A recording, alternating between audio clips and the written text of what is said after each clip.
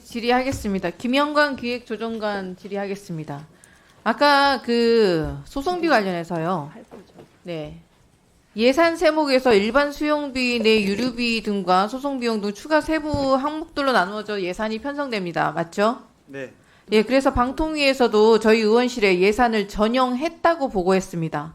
전용의 위법성 여부를 떠나서 전용 자체가 팩트입니다. 맞죠? 네.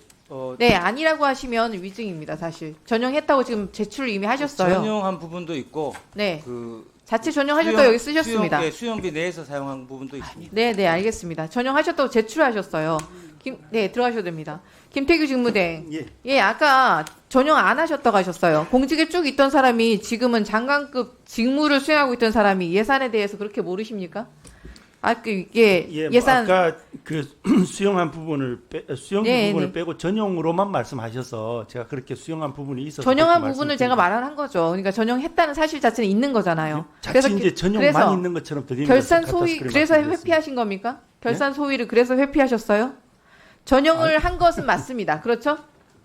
예, 아니요. 전용 부분도 있습니다. 예, 맞습니다. 전용한 게 맞습니다. 예, 맞습니다. 예, 이러니까 이진숙, 김태규 방통위가 방송 장악, 언론 탄압에 혈안이 되었다는 소리를 듣는 겁니다.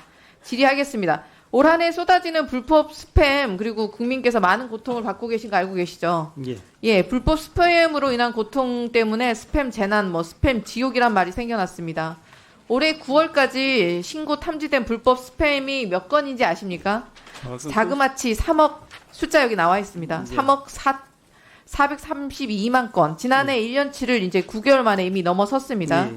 22년에 월간 400만 건이었던 수준이었던 게 2023년 3월부터는 2천만 건 수준으로 급증, 올해 6월에는 월간 4천만 건까지 급증합니다. 폭증을 하죠.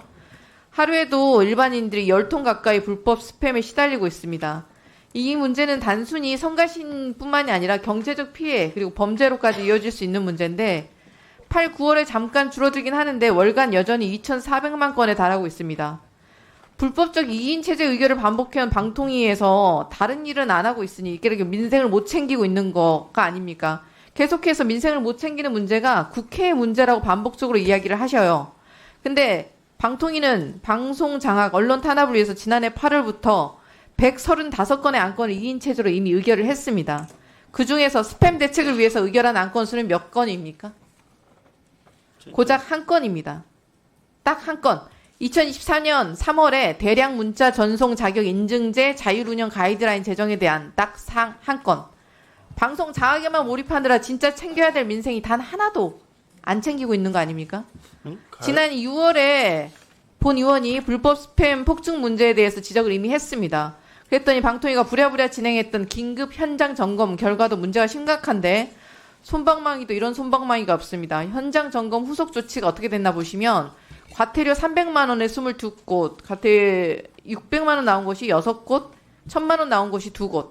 사전 통지는 나갔을 뿐 수사 의뢰는 단 한 건도 하지 않았습니다. 게다가 과태료가 고작 1,000만 원이라니 이 정도로 어떻게 불법 스팸을 멈추겠습니까?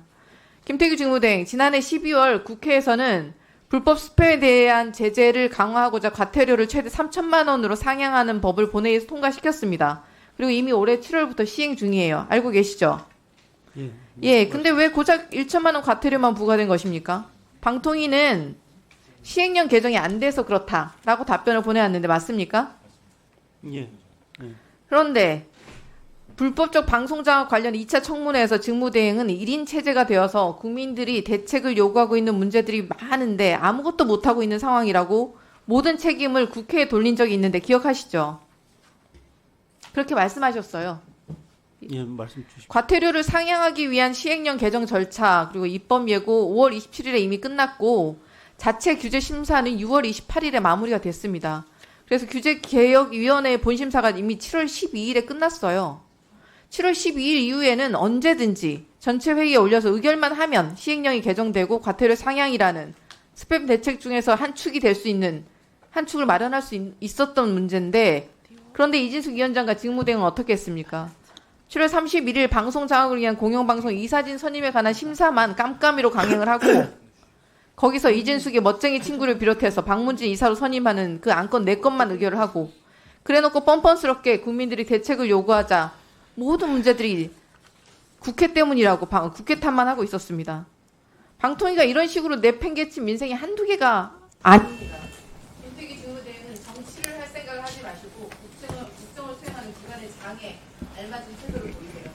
이상입니다. 정치하려고 생각한 적 전혀 없습니다.